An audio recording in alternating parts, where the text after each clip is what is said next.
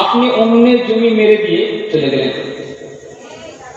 অন্যের টাকা মেরে দিয়ে হজে চলে গেলেন, অন্যের সম্পদ মানে ভাইয়ের সম্পদ মেরে দিলে, পাড়ার সম্পদ মেরে দিলে, মসজিদের সম্পদ মেরে দিলে, মাদ্রাসার সম্পদ মেরে দিলে, এমন করে বহু লোক আপনার দরবারে আপনার রোজগার করেছে, আপনার দরবারে কাজ করেছে, তাকে তার টাকাগুলো মেরে দিলে, টাকা নিজের টাকা নিয়ে হজে চলে গেলেন। আল্লাহ কবুল করবে, এভাবে কবুল করবে।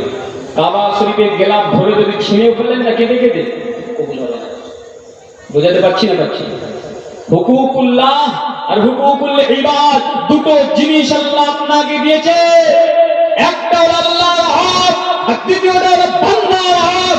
আল্লাহর হক আপনি নামাজ না পড়লে যদি মারা যান, আল্লাহ চাইলে আপনাকে ক্ষমা করতে পারেন যদি ঈমান নিয়ে যেতে পারেন। নামাজ পড়া হয়নি, হজ করা হয়নি, রোজা রাখা হয়নি, আল্লাহর হুকুম মানেন না, আল্লাহ চাইলে ক্ষমা করতে পারেন, আমি বলতে পারবো না, সেটা আল্লাহর ইচ্ছা। কিন্তু বান্দার হক মেরে নিয়ে যদি আপনি কবরে ঢোকে, জীবনে মানুষ না ক্ষমা করে আল্লাহ ক্ষমা করবে না। বুঝতে পারছেন? রমজান মাস আসলে ফলের দাম হু হু বেড়ে যাচ্ছে, আর অন্যান্য কান্ট্রিতে কি হয়, রমজান মাস আসলে আর কম হয়ে যায়। বাঙালি এমন একটা জাতি, আমরা মানে আমাদের এশিয়া মহাদেশের ভারত, পাকিস্তান, বাংলাদেশের মুসলমানরা এমন হয়ে গেছে, বেধর্মীরা তো যা করছে আমাদের পেশার চেষ্টা করছে, আর মুসলমান ব্যবসায়ীরাও তারাও তাদের সঙ্গে লাগছে। বলতে নিষেধ করে দিয়েছেন আজকে নিজের জায়গার জন্য, রাজনীতির জন্য, নিজের নেতার কথা শুনে, নিজের পাতার কথা শুনে, নিজের আত্মীয় স্বজনের মনটা আদায় করার জন্য মানুষকে মেরে দিলাম, তাদেরকে হত্যা বন্ধ করে দিলাম, এমনকি নিজের পার্টিকে খুশি করার জন্য ভাই ভাইকে অকণ্ঠিত বোধ করে দিলাম, তাকে জানি শেষ করে দিলাম। ও মুসলমান, কিন্তু আল্লাহর কোরআনের হুকুমটা আপনি জমা করে দিন। মুসলমান খবরদার, তওবা ব্যতীত নাজাত আপনার মিলবে না।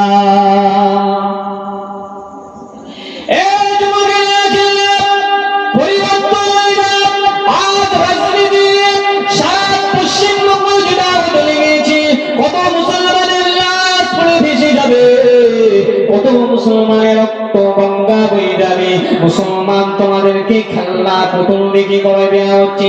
ও মুসলমান, রাজনীতির কথা বলিতে চাই না, কিন্তু সমাজ ব্যবস্থার জন্য আপনাদের কাছে বলে দিয়ে যায়, যে পার্টি করে, যে কালার পছন্দ হয় সেটা করুন, কিন্তু ওই কালারের জন্য, ওই পার্টির জন্য একটা মুসলমানের রক্ত নিও না। কেননা যদি আল্লাহ ওই তওবা করার সুযোগ না যদি না দেয়, আমার আল্লাহ জাহান্নাম আপনার জন্য রিজিস্ট্রি হয়ে যাবে। ও নেতা আপনার কিয়ামতের ময়দানে দাঁড়াবে না, ও নেতাও দৌড়াবে, আপনিও দৌড়াবেন, ও নেতাও খুঁজবে কোথায় গেলে নাজাত পাবো। তো চারিদিকে বেড়ে নিয়েছে, সে তো দৌড়াবে, তার সাথে আপনাকেও যেতে হবে, পরিবর্তন হওয়া মুসলমান।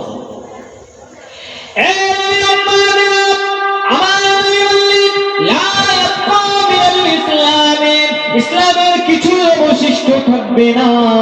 আজকে আমাদের মধ্যে ইসলাম নামটাই রয়ে গেছে, মুসলমান নামটাই রয়ে গেছে। আমরা মুসলমানের ঘরের ছেলে আব্দুল্লাহ নামটাই রয়ে গেছে, আমজাদ নামটাই রয়ে গেছে, আব্দুর রহমান নামটাই রয়ে গেছে। ওই আব্দুর রহমান শব্দের অর্থ মানিটা জানলাম না, আমজাদ শব্দের অর্থটা জানিলাম না। দুনিয়া দুনিয়া দুনিয়া নিয়ে মেটে উঠলাম, আমরা দুনিয়াকে এতটাই প্রাধান্য দিলাম, কবরের কথা ভুলে গেলাম, হাসরের কথা ভুলে গেলাম। আমার নবী তো বলে দিয়েছেন কোরআনে, আবার কোরআনে তো এমন কিছু থাকবে না ইল্লা ইসমুহু, ওই কোরআনের অক্ষরগুলো পাতার মধ্যে রয়ে যাবে, পৃষ্ঠার মধ্যে রয়ে যাবে, কিন্তু কোরআন বুঝে পড়া মানুষ খুঁজে পাওয়া যাবে না। পরীক্ষা করে দেখেন, আপনাদের সাধারণ মানুষের কথা ছেড়ে দিলাম, আমাদের মতো বক্তা, আমাদের মতো আলেম, আমাদের মতো ইমাম, মসজিদের ইমাম, কোটা মাওলানা আজকে কোরআন পড়ে মানে করিতে পারবে, খুঁজে বের করো।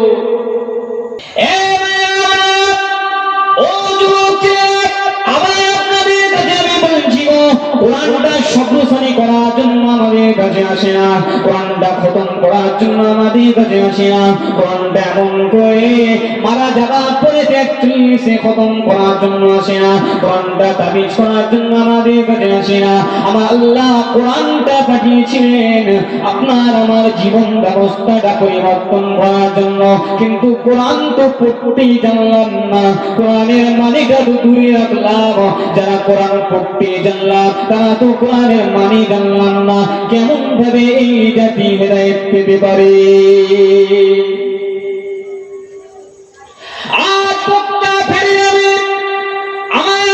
প্রত্যেকটা জিনিস কোরআনের মধ্যে দিয়ে দিলে কোরআনের আয়াত পাকের মধ্যে আল্লাহ বললেন হুদাল লিল মুত্তাকিন, আমার আল্লাহ পাক জানিয়ে দিলেন এই কোরআনটা হলো মুত্তাকিদের জন্য হিদায়াতের স্বরূপ। জোরে বলুন, আরো জোরে বলুন।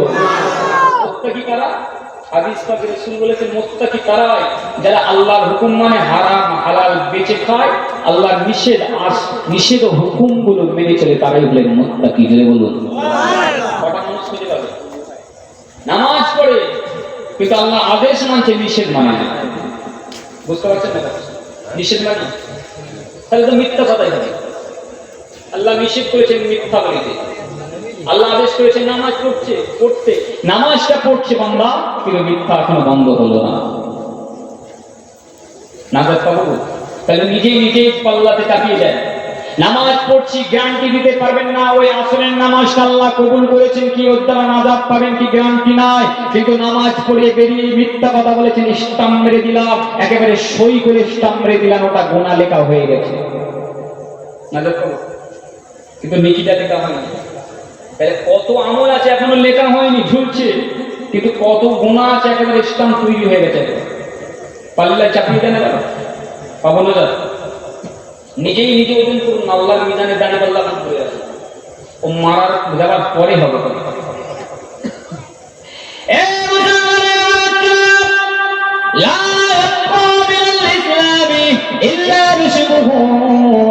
ওই কোরআনের মধ্যে ইসলামের মধ্যে কিছুই খুঁজে পাওয়া যাবে না, কেবলমাত্র ইসমের আওয়াজটা আপনার আমার মধ্যে রয়ে যাবে। আমার নবী বললেন উলামাউহুম শাররুন মিন তাহতাদিস সামাই ওয়াল আরদ। আমার নবীর কথা এতক্ষণ যা বলছি প্রেসটাম মারা, আমার নবী বলছে পৃথিবীর জমিনের মধ্যে, পৃথিবীর মধ্যে, আসমানের নিচে, জমিনের উপরে আলেম ওলামাদের মতো এত নিকৃষ্ট জীব পৃথিবীতে আরো দেখা যাবে না।